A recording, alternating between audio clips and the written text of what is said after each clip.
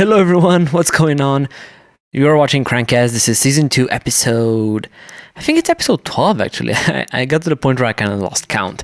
But I'm your host, Tudor, and today we're going to talk about bikes, and we're going to talk about racing, and we're going to talk about regular motorcycles for regular people, and stuff like that. But before all of that, if somehow you don't know, we also have a main YouTube channel called KRANKiT. That's where we post our motorcycle films. You can expect 1 or 2 a month.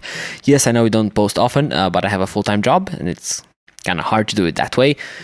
We also have an Instagram, that's crank.it, and then we also have a TikTok account, which I became way more active on. So if you want to see way more content from KRANKiT, you should see at least a video per day on TikTok at crank_it. So you can find us on TikTok there. That being said, enough jibber jabber. Let's quickly go through the news and see what we're gonna talk about today. So, sorry about that. But so Zarco, the MotoGP rider, sets a new top speed record in Qatar. We have a new track limit sensor system for MotoGP. I'm not gonna mention it now, but a Honda product won the Red Dot Award this year again. We have a new CFMoto 650 NK SP. Now, also staying to CFMoto, we have a new 250 SR racing variant, so that's going to be interesting. And then we're also going to talk about the jibber jabber section, where we're going to talk about having multiple bikes and what it's like owning multiple motorcycles. And then finally, we're going to give you the updates on KRANKiT.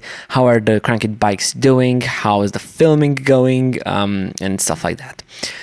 But that being said, it's time to jump straight into the news, and for some reason this stupid tablet will not take me where I want to. Oh, come on. Oh, well, yeah, I can do this. Technology is kicking my ass. But that being said, okay, first news topic of the day. Zarco manages to set a new MotoGP Top Speed Record. So the old record wasn't bad. It was around 355, if I remember correctly, kilometers per hour. But now, Zarco managed to reach a top speed of 362.4 kilometers per hour on board of his Ducati. What's even more impressive in this is that this is not the longest straight of the season. Actually, I think Italy has the longest straight. Now, this one from this race isn't short either. It's about 1 or 1.1 kilometers long. But still, he managed to reach the top speed just like that. Easy peasy lemon squeezy. Now, to be fair, right, Ducati motorcycles have also always had this advantage in top speed and power. Like, even dating back to the old days, like Casey Stoner days. Cornering was maybe not sharp cornering wasn't their biggest advantage, but when it comes to gunning it down the straight, Ducati has always had it. Their engines were almost always like one of the top performing ones, and they would reach some phenomenal speeds and acceleration. So it's kind of not surprising the fact that Ducati was the brand that managed to reach the top speed record. What's actually more impressive is that this top speed record was achieved with all the aero. So these wings on the bikes just became more and more became bigger. They became bigger and bigger every year, right? Because MotoGP and motorcycles realized that you can actually use downforce for motorcycling. It's not a car-only thing. And so the thing with these is that they create some drag, right? Whatever downforce you create it by basically hitting and manipulating the air. But by doing that, you have more contact with air, so that would slow you down. So Ducati managed to reach top speed, even with that extra drag of the wings. So that's impressive. And you have to realize that maybe in the grand scheme of things, like 360 kilometers per hour is not that impressive. Okay, it is impressive. But an H2R did 400 kilometers per hour. Well, yeah, but an H2R is way heavier, way bigger. And more importantly, MotoGP straight isn't actually that long. So you don't just have like 10 kilometers to gun it and see where the bike is going to stop. You have to accelerate really brutally up until that top speed. So you can't just gear your entire motorcycle only for those top speeds. You have to gear it in a balanced way for the certain track. And so yeah, 1 kilometer-ish straight isn't actually that long, and that's the straight. But you have to brake before that, and yeah, keep in mind that you also have to accelerate from the speed, well, depending on how you took the corner before that. So, yeah, straights aren't as long as maybe one might think.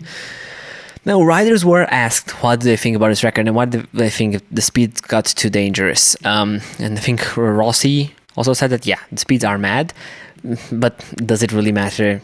Not really. Fans are talking about it, so I guess it's good.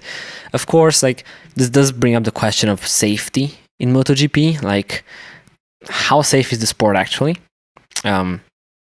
Safer than the Isle of Man, that's for sure, but that doesn't say much. Now, if you ask me, so yes, like, this is impressive, right? This record is impressive, and yes, it's extremely dangerous.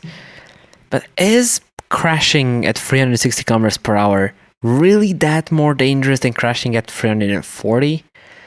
I mean, I get it, like the difference between 50 and 100, between even 100 and 200, even 200 kilometers per hour and 300 kilometers per hour.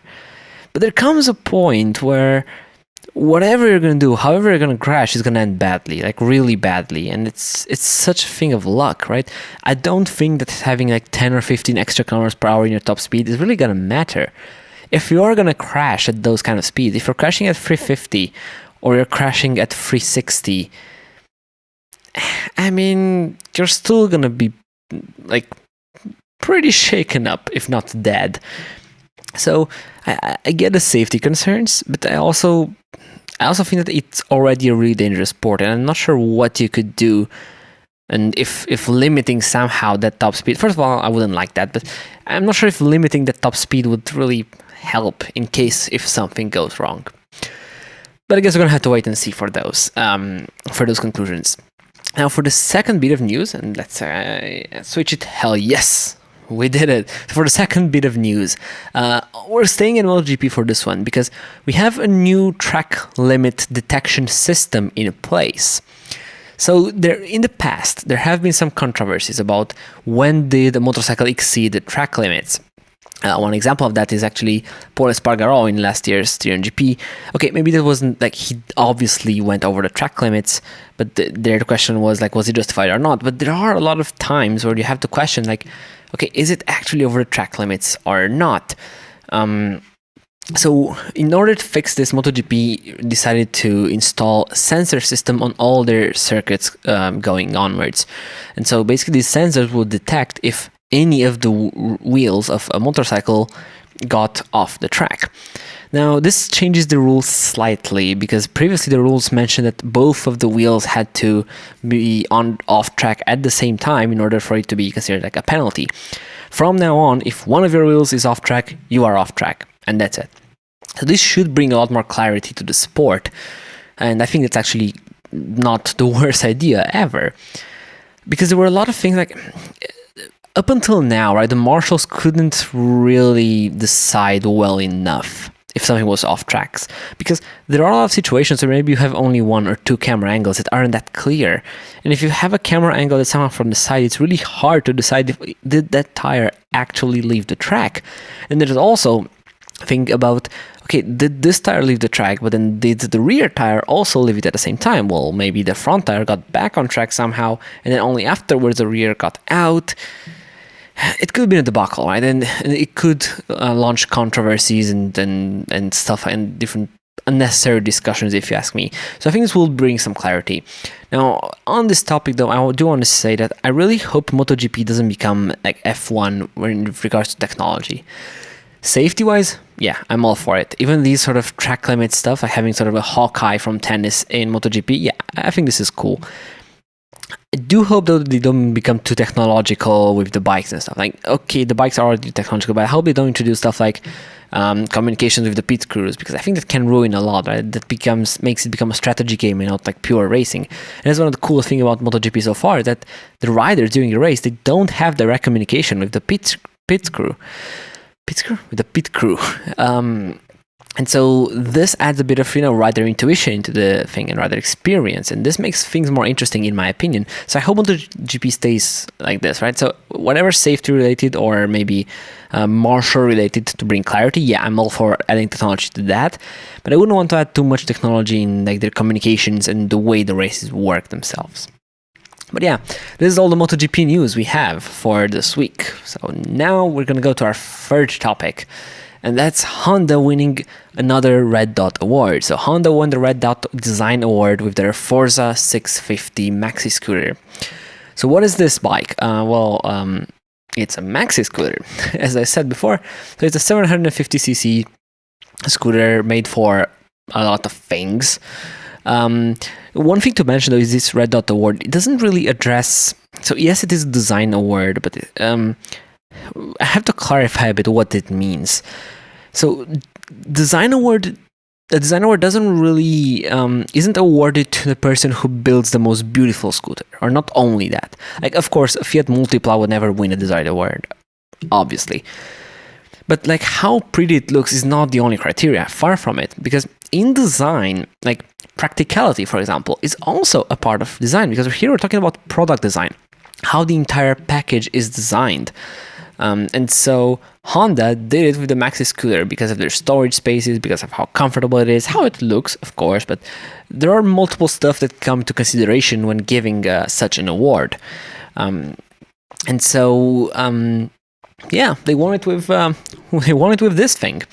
Now, maxi scooters are an interesting idea. I've never ridden one, but they really want to be sort of the lazy man's jack of all trades, master of none, right? So they're good in the city because they're scooters, but they're not that good in the city because they're maxi scooters. And yes, I know it's kind of in the name, but they are actually fairly big.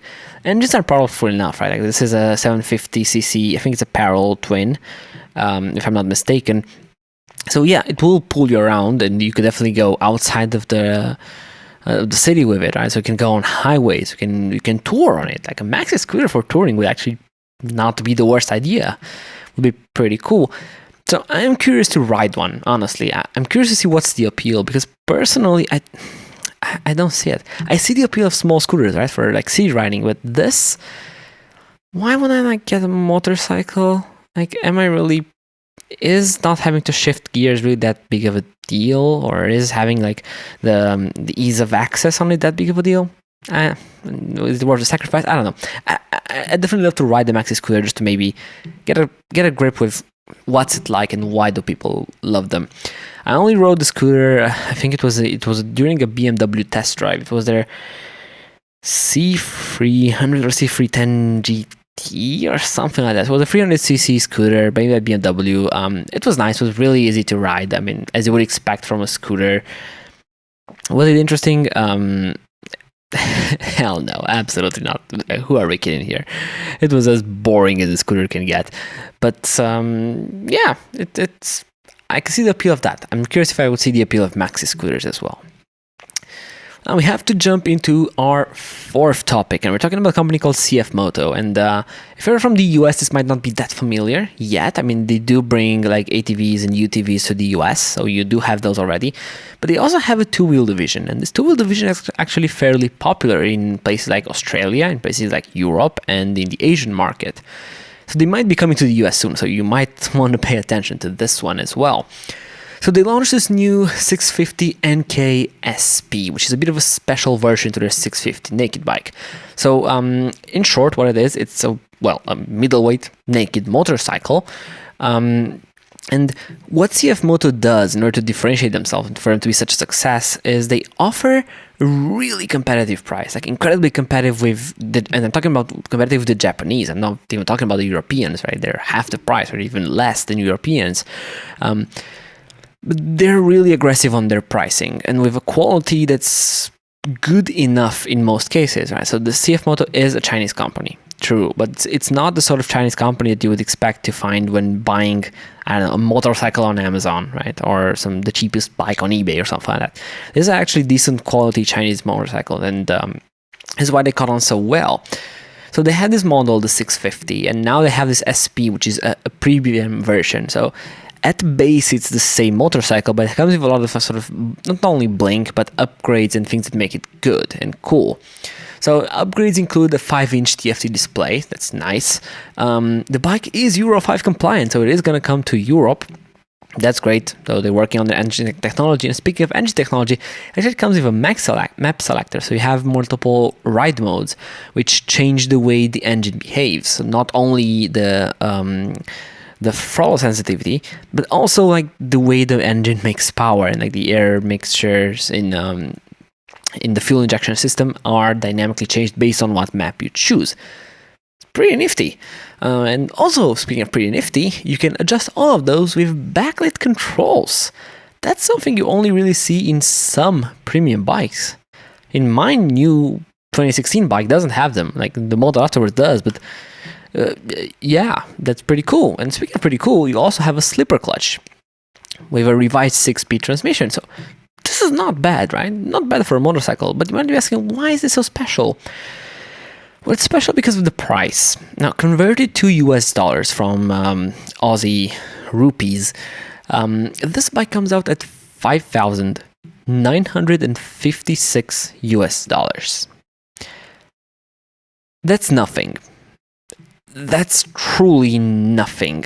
$6,000 for this package for a 650 naked with slipper clutch, TFT displays, backlit controls. It's Euro 5. It's quite a sweet deal, right? If the bikes turn out that nice, it's quite a sweet deal. And also, to sweeten the deal even more, because, okay, like, I get it, right? You might have some trust issues with CFMoto. Maybe you haven't heard about them. They're not Honda, so they can't be as reliable. But what they did is actually pretty smart, I think, in this situation. And they are offering, with these bikes, at least in Australia, they're offering a 3-year warranty. That sounds cool, but maybe not as unique until you find out that it's unlimited mileage. So you could take this bike, put 20,000 kilometers a year, and you will still have warranty at 60,000 kilometers. Heck, in 3 years, if you decide to ride around the globe continuously on it, you would still have warranty even at like 100,000 plus kilometers, and they would cover it. So I think that's actually a pretty smart way to build your trust. And it's the way that a lot of actually Asian companies did that in the car industry. Like with Hyundai and stuff, they started offering, or Kia, that they didn't have that big of a reputation in some other place, like in Europe or in USA. So what they did is they started these big campaigns for really long warranties. And that's what CFMoto is doing here, and I think it's actually pretty smart for them. But now, it's time to jump into the last news, and it's also about CFMoto, but we're gonna jump through it a bit quicker. So they also launched a 250 SR racing version. So this is sort of their small displacement 250cc racing motorcycle. So actually I have a bit of a story. It's not like a story, but a fun fact about it is there is a local team here where I live in. So KRANKiT is basically based in Romania. And there is a racing team here called ACSRU or ACSRU. It's a shit name, true. But the point is, right, for there's some more junior racers, they actually acquired some CFMoto bikes and they converted them to track use. I'm really curious how are they going to do in actual races.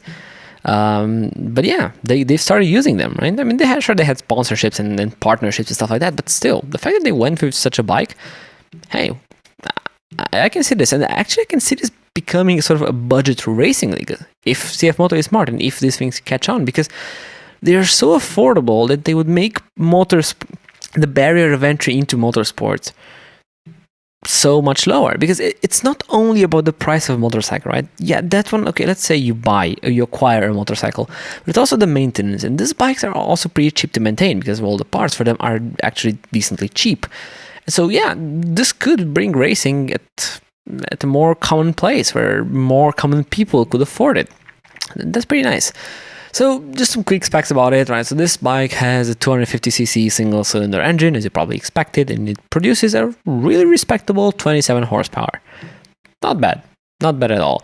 They did do some small tweaks to like gearing and stuff like that. They made the suspension stiffer, so it handles better on the track and just stuff like that. But yeah, overall, it's honestly a pretty cool bike. I'm probably never gonna own one, but hey, I think there will be a lot of junior racers that could start on these bikes and be perfectly happy with them. So, yeah. This was the news section, and now it's time to go into our second main section, which is called Jibber Jabber. So I guess we're staying with that name for now. And yeah, today we're gonna talk about what it's like owning multiple motorcycles. Now, first of all, as a disclaimer, I do not have a big bike collection. No, I only have 3 bikes. But even then, right? So I see there are a lot of people that would like more bikes, but maybe some of you don't really know what to expect when owning multiple of them. So I just want to sort of walk you through what it's like and the hurdles you have to go through when owning multiple bikes. And I think this applies to owning multiple vehicles in general. But yeah, that being said, the biggest, I can't call it an issue really. It's such a 21st century issue to have.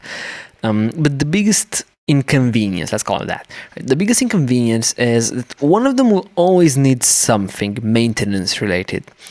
So you've finished fixing, and it's not necessarily fixing, it's just maybe routine maintenance that you need to do on them, but you finish with one of them, you ride for 3 days, and then you realize that the other one needs something else, or that something broke on this one, or something broke on this one, and had to order some parts again for it, and you have to blah, blah, blah. And you have buy multiple stuff of everything, right? So you have to suddenly I had to buy 3 sets of tires. I had to do a lot of oil changes and stuff like that. And these are all things that even if you don't do yourself, you still need to manage them, right? So you still need to talk to shops for 3 individual dates, do your oil changes and stuff like that. So that's one of the issues, right? So that the more maintenance, even if the bikes are low maintenance, you have 3 of them. So it's like you would take your normal motorcycle and cut its maintenance in thirds, right? So you have to do it that often. And also it's a thing that these things can pile up, right? So for example, at the end of the season, you might need to do a lot of maintenance to all of them. Then you might have some time where you're not going to have to do much maintenance, but then maybe the end of the season comes and then you have to winterize your bikes. And that's when you also have to do a lot of maintenance on all of them. So it can become a bit annoying. And it's especially true with high maintenance ones. So I have a KTM 300 DXC, a mystery bike that's actually not that hard on maintenance, and then a KRANKiT 450R Supermoto. Both the KRANKiT 450R and the KTM need oil changes every 15 hours. On my KTM, on the Enduro bike, that's not even that bad, because in Enduro I maybe go out once a week with it, and so the hours don't add up that quickly. But on a Supermoto, you go out for 5-6 rides, and then you have to change the oil. It's 15 hours interval, so you are constantly changing the oil on that bike. And I'm not complaining, you get a lot of performance for it. But the maintenance is there, and I'm not just talking about the costs, I'm talking about the time you have to spend, because even if these oil changes are fairly easy to do and fairly quick, you still have to do them every time. And every 15 hours, that adds up. Even if you have these backup bikes, if one of your bikes is down, as I do, it still takes time and it still takes money. Let's not neglect the fact that bikes cost money. And for example, my Enduro bike, that one breaks a lot. It not necessarily breaks it. It doesn't break by itself. I break stuff on it, and then that one also needs a bit more care than some other bikes maybe. It needs washing more often maybe. So you have to also keep track of stuff like insurance and technical inspections and stuff like that. Suddenly you have to do it for free. So you have to insure free bikes. You have to do technical inspections on these free bikes. All of these things add up, and they add up both time-wise and money-wise as well. And they add up maybe quicker than you would expect. You have to add the tire cost, right? Add the oil changes cost, coolant changes, brake fluid changes, so many other things that can come into this equation. And even the smaller things add up. For example, right now, behind the camera right there, I have on the table 3 pairs of brake pads for this new bike that I have that I'm still not going to talk about. I have a fitting for my Enduro bike, which I'm going to talk about it in just a minute. They just need to the weight to be put. Oh, and also have a seat cover for my Enduro bike. Also needs to be mounted. These things just accumulated over 1 week, so I'm not even holding them for a long time, but I need to find the time. And yes, these do cost money as well. So whenever you think of getting multiple motorcycles, just just make sure you can maintain them properly. And I'm not just talking money-wise. As I said, I'm mostly talking about having the time to do it properly. So this was the Jibber Jabber section, and now to the final section. You recognize this logo most likely. So we're going to talk about KRANKiT Updates. And yes, this is, well, actually it's the same apartment, but you're sitting where the camera used to sit. It's just easier for me to film this way, so this is why you're seeing this background. Yes, it's not maybe the biggest thing, but this is an audio show at the end of the day. I have a monitor, I can control this. It's good enough, right? It's mostly an audio show either way, so the visuals don't really matter that much, or they shouldn't matter that much. But these are all the updates I want to talk about. So first of all, we're going to talk about the SuperMoto real quick. So the SuperMoto is officially at the shop. So it's getting all its parts mounted, and we actually found a cool solution for the fan. Initially, I wanted just like a switch or manual switch for a fan or radiator fan, but then the guys figured out a way to maybe mount a thermostat or something to it, and basically that would control a fan, which would be even better, right? Like I wouldn't need a manual override, so the bike would always stay in its proper temperatures. So that would be really cool. But yeah, so I took it to the shop with a trailer. My trunk was full of parts, from plastics, wheels, tires, levers, whatever. Everything needs to be mounted on it. I cannot wait to see the finished product. I genuinely cannot wait to see that. So it's going to be pretty cool. Also, I broke some stuff on my enduro bike. There are actually two main things that I broke. So one of them is actually the right plastics. So I went out riding with a friend, and then I had to turn around for some reasons because his bike ran out of battery, because Hondas and batteries. His bike ran out of battery and had to push for like 2.5 or 3 hours on the way back. It was not that much fun, but on the way back, I launched my bike into a rock on the right side, and it hit the handguard. So I thought it only hit the handguard, but apparently it somehow hit the fairing in such a way that it broke off the lower part of the right fairing. So what this means is that I will basically have to zip tie it back in place, because you know what, the fairing itself, like the plastic isn't broken, it's just broken from the mount. So zip tie there is gonna fix it. And also, I finally managed to order a new fitting for the gas tank breather hose for my enduro bike, because it was broken where the rubber tube enters the frame, and then basically whenever the bike would be on the side or upside down, and in enduro that happens quite a lot, especially when you're like my skill level, which is not that high. So I flipped the bike and I crashed the bike a lot, and so sometimes gas may drip out of there, and if it doesn't go through the frame, it doesn't go into a safe place, and gasoline can drip on your pipe and stuff like that, and that's hot, and you probably do not want that. But yes, this was the show. So this was episode 12 of KRANKcast. I really hope you enjoyed it. If you enjoyed it, please leave a 5-star review on whatever podcast listening platform you are in. Leave a like if you're on YouTube, and leave comments with ideas of what do we want to talk next, apart from the obvious news. That being said, don't forget we also have a main channel where we post motorcycle films. It's called KRANKiT on YouTube. We also have an Instagram, crank.it, and then we also have a TikTok where we've been way more active. It's crank_it. So if you want to see way more content, daily content from KRANKiT, yes, you heard it well, you can follow us on TikTok.